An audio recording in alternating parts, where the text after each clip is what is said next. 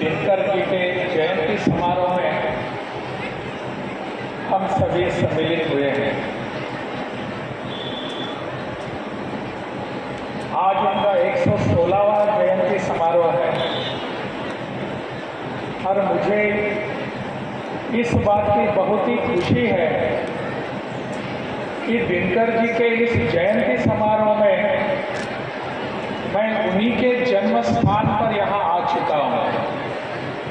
मेरा बहुत ही सौभाग्य है।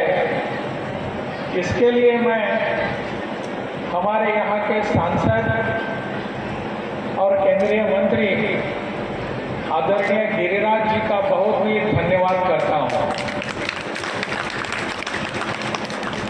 आज इस अवसर पर यहाँ मंच पर उपस्थित हैं स्वयं गिरिराज जी तथा अपने प्रदेश के मंत्री पर्यावरण एवं वन मंत्री डॉक्टर प्रेम कुमार जी, राष्ट्रकवि दिनकर स्मृति विकास समिति के अध्यक्ष कृष्ण कुमार जी, अन्य उपस्थित सभी महानुभाव भाइयों और बहनों, मुझे थोड़ा सा असमंजस मैं महसूस कर रहा हूँ क्योंकि दिनकर जी के गांव में आकर दिनकर जी के बातें बताना, वो भी जिसका दिनकर जी से कभी संबंध नहीं आया है, साहित्य में कभी रुचि नहीं है, ऐसे व्यक्ति से आप मार्गदर्शन कैसे सुनेंगे? मैं आपकी भावनाओं को समझ सकता हूँ, लेकिन आप भाग्यशाली हैं कि राष्ट्र कवि जिनको हम कहते हैं ऐसे दिनकर जी की जन्मस्थली में आप हैं और ऐसे स्थान पर आप सभी इकट्ठे हुए हैं। दिनकर जी के तो आपके ग्रामस्थ थे, आप ही के थे। उनकी प्रतिभा इन गांव के 4 दीवारों तक सीमित कभी नहीं रही, अपने इस प्रदेश में पहुंची। प्रदेश में क्यों, पूरे देश भर में पहुंचे और तब जाकर दिनकर जी की प्रतिभा का सबको अनुभव हुआ। तब सब कहने लगे कि दिनकर इस भाग के कवि नहीं है, दिनकर जी प्रदेश के कवि नहीं है, दिनकर जी तो राष्ट्र कवि है, राष्ट्र कवि है। उनकी सभी रचनाओं को अगर हम देखेंगे तो प्रतीत होगा कि उन्होंने ऐसा कोई भी विषय जिसको स्पर्श नहीं हुआ ऐसा रखा नहीं। सभी विषयों के बारे में उनका लेखन हुआ है, कविता हुई है।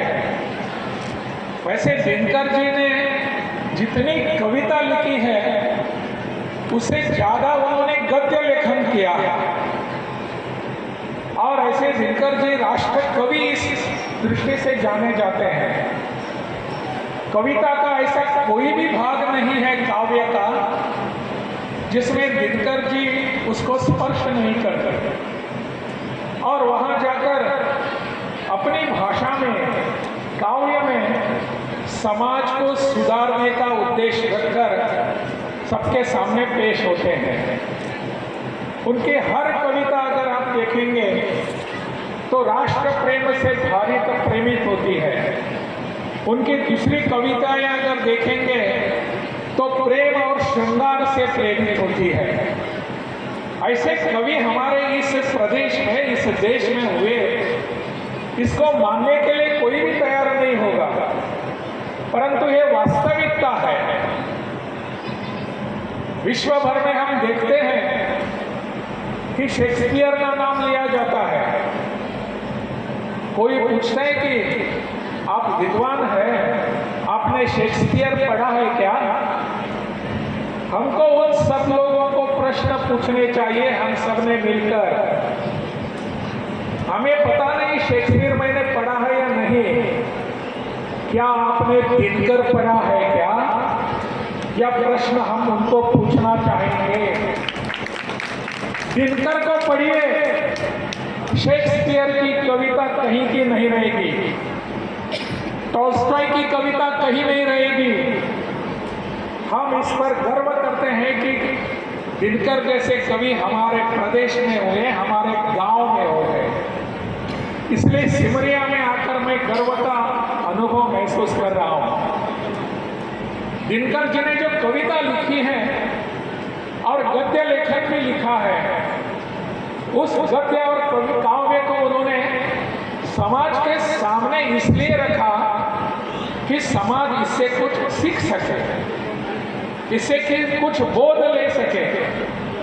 और इसलिए उनका काव्य का, कविता का महत्व होता है, उनका गद्य लेखन का महत्व होता है। इतने सारे खंड प्रकाशित हुए हैं, लेकिन किसी ने भी आज तक नहीं कहा कि दिनकर जी का यह लेखन, यह कविता निचले स्तर पर है। कोई भी कह नहीं सका। वो राजनेताओं से भी मिलते थे, उनसे भी बहुत ही अच्छे संबंध थे। पंडित जवाहरलाल नेहरू से भी बहुत अच्छे संबंध थे। उन्होंने उनके संस्कृति के 4 आयाम या स्तंभ ऐसा एक पुस्तक लिखी है। उसमें तो अपने पूरे देश की संस्कृति आर्यों से लेकर आज तक की सब संस्कृति के नए नए आयाम उन्होंने सबके सामने रखे हैं। और संस्कृति क्या होती है तो सबके समाज के सामने रखी है। अभी मेरे आदरणीय गिरिराज जी बता रहे थे कि वो भविष्यवाणी करते थे। क्या लेखन करना एक बात होती है, काव्य करना एक बात होती है, परंतु भविष्य के बारे में कुछ कथन करना, काव्य पंक्तियों में लिखना, क्या यह सहज संभव होता है? मुझे पता नहीं ऐसा होता या नहीं, परंतु निश्चित रूप से दिनकर जी अपनी कविता लिखते हैं तब ऐसा प्रतीत होता है, अनुभव होता है कि इनको कुछ दैवी शक्ति का अनुभव आया होगा, इनमें कुछ दैवी शक्ति रही होगी। मैं अभी अपनी समिति के कृष्ण कुमार जी अध्यक्ष थे, उनसे पूछ रहा था और मैं पूछ रहा था कि यहाँ दिनकर जी का इतना साहित्य है, क्या इसका हमने कभी डिजिटाइजेशन किया है? ऑनलाइन सभी साहित्य उपलब्ध होना चाहिए। राष्ट्रकवि दिनकर का सभी साहित्य मिलना चाहिए। आज अगर गूगल पर जाएंगे और शेक्सपियर के नाम पर क्लिक करेंगे तो ढेर सारे उनके बारे में वहां महती मिलती है, जानकारी मिलती है। राष्ट्रकवि दिनकर हम सबका गर्व है। राष्ट्रकवि दिनकर हमारी प्रेरणा है और ऐसे प्रेरणा स्थान को अगर हम ऐसे दुर्लक्षित करेंगे तो ठीक नहीं होगा। मुझे डीएम साहब बता रहे थे कि इसको हम मॉडल ग्राम के रूप में विकसित करना चाहते हैं और कर रहे हैं। आदर्श ग्राम की प्रतिमा क्या होती है? यहाँ होना चाहिए। महाराष्ट्र में एक गांव है, उस गांव के लगभग 200 घर हैं उस गांव में, और हर घर में पुस्तकालय है। उस गांव को पुस्तकालय के ग्राम से ही जाना जाता है। क्या कुछ ऐसी हम योजना बना सकते हैं कि अपनी इस गांव की आबादी 20,000 है तो लगभग 400 यहाँ के घर होंगे, परिवार होंगे। इन सभी में जाकर हम क्या दिनकर जी की कविताओं की कृतियां रख सकते हैं? होनी चाहिए। किसी भी गांव में अगर कोई बाहर से आता है, परदेशी आता है, तो उसको लगना चाहिए कि हर घर में यहाँ दिनकर उपस्थित है। इसके लिए मैं आह्वान करूंगा डीएम साहब से, एक योजना बनाइए। इंफ्रास्ट्रक्चर तो चाहिए ही, और इंफ्रास्ट्रक्चर के माध्यम से हम यहाँ के सब आयामों को उपस्थित करेंगे, विकसित करेंगे, गांव का विकास भी करेंगे।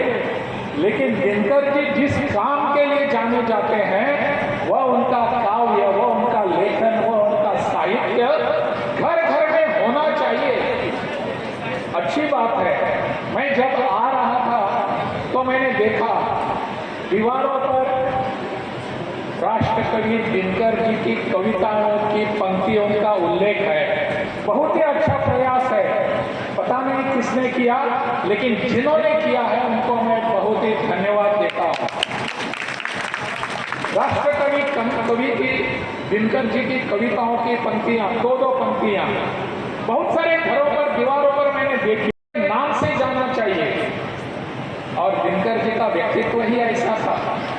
उन्होंने समाज के हर लोगों को आह्वान किया, समाज के हर व्यक्ति को उन्होंने संदेश दिया है, राष्ट्रभक्ति से बढ़कर कुछ नहीं होता, समाज की सेवा से बढ़कर और कुछ है ही नहीं। इसलिए समाज की सेवा करना, राष्ट्र की सेवा करना, राष्ट्र से प्रेम से हम भारित हो जाए, ऐसी उनकी आकांक्षा थी, ऐसा उनका विचार था। मुझे लगता है इस बात को हम सभी ध्यान में रखेंगे। दिनकर जी की वो एक, जैसे कि मैंने कहा कि गिरिराज जी कह रहे थे कि वो भविष्यवेत्ता थे या नहीं, मैंने उनकी कुछ कविता एक पढ़ी थी। उस कविता में वो आज की अपने देश की राजनीति जो है उसके बारे में भाष्य कर रहे हैं, टिप्पणी कर रहे हैं। पता नहीं उनको ये सब मालूम था या नहीं, होने वाला है या नहीं। रश्मि रथी में उन्होंने कर्ण के बारे में जो लिखा है, और वो कर्ण के बारे में आज के परिप्रेक्ष्य में लिखा है क्या, ऐसा साधारण मैं उसको लिख कर लाया हूं। वहां कर्ण की जाति पूछी जाती है। आज अपने देश में अनेक लोगों की जाति पूछने का एक धंधा शुरू हो गया है। कई राजनेता आकर हर एक की जाति पूछते हैं, और हमारे दिनकर जी कहते हैं नाम धाम कुछ कहो। कर्ण को जब पूछते हैं तो नाम धाम कुछ कहो, बताओ कि तुम किस जाति के हो, बताओ कि तुम जाति हो कौन, ऐसा शब्द उन्होंने किया है। इस पर टिप्पणी करते हुए यह प्रश्न पूछा गया कर्ण को भरी सभा में, और इस पर टिप्पणी करते हुए दिनकर जी कहते हैं यह ध्यान में रखने की आवश्यकता है। पता नहीं कि आज के राजनेताओं के बारे में लिखा है या और किसी के, परंतु वो कहते हैं ऊपर सिर पर कनक छत्र, भीतर काले के काले। ऊपर सिर पर कनक छत्र, भीतर काले के काले, शर्माते नहीं जगत में जाति पूछने वाले। क्या दिनकर जी को यह सब पता था? उन्होंने रश्मि रथी लिखते समय यह सब लिखा है, कैसे हो सकता है ये? निश्चित रूप से दैवी शक्ति उनमें रही होगी, निश्चित रूप से।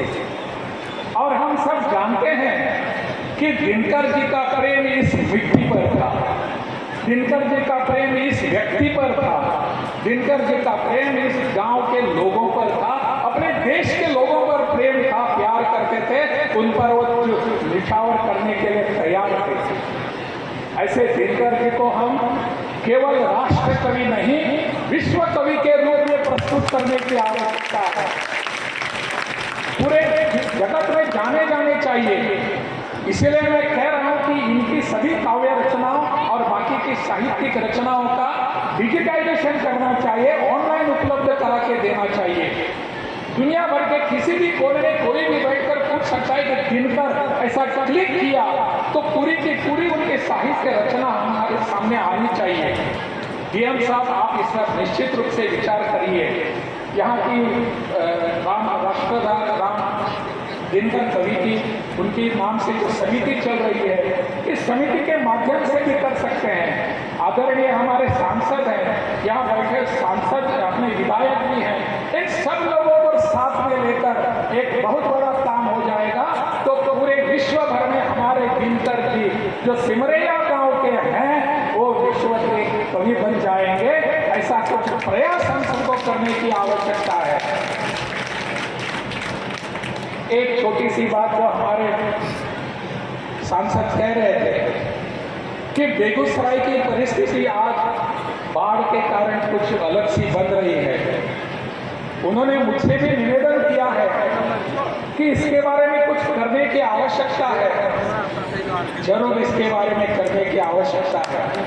मैं पीएम साहब से कहूंगा कि इसके तुरंत रिपोर्ट बनवाकर वहां मंत्रालय को, गृह विभाग को भेज दीजिए। मैं स्वयं माननीय मुख्यमंत्री से बात करूंगा कि यहाँ की परिस्थिति समझकर उचित निर्णय त्वरित लेने की आवश्यकता है, वो करेंगे। आप इस समारोह में उपस्थित रहे हैं, मुझे बहुत ही अच्छा लगा और मैं थोड़ी सी साहित्य में रुचि रखता हूँ और इसलिए मुझे लगा कि राष्ट्रकवि दिनकर जी के गांव में आकर मैं स्वयं धन्य हो गया हूँ। आपके कारण आपने मुझे बुलावा दिया था, इसलिए बहुत बहुत धन्यवाद।